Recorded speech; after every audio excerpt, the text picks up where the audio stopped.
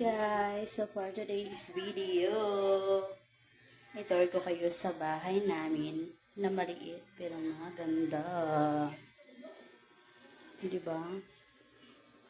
So, dyan lang kami kumakain guys. Dyan lang. So, dito tayo sa diba? Hindi pa kasi kakalipat lang namin. Kaya, ito lang naman yung bahay namin.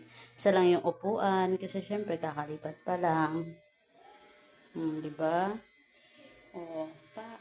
Ang above. Pa. Samahan niyo ako sa taas. So, ito yung higaan namin guys. Yan lang. Chart. Kasi wala pa kaming pangbili ng bed. Mag-chorba-chorba dyan lang muna. Chart. So, ngayon guys, dito naman tayo sa actually guys, mura lang to.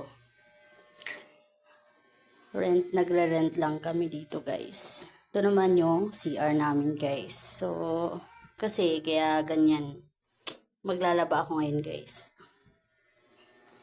Ang above, maglalaba. Kung makikita nyo guys, ako lang mag-isa dito guys. So, for today's video. Kasi maglalaba lang tayo guys. Diba? So, yun lang guys. Nag-update lang ako ng aking buhay dito mag-isa. Char. Kasi alam ko yung kaya maganda naman siya guys. Diba? Dyan lang. Yan lang tulugan namin. Sobrang simple pero masaya. Ang importante, nagbukod. Kaya kayo dyan, bumukod na kayo. Huwag kayong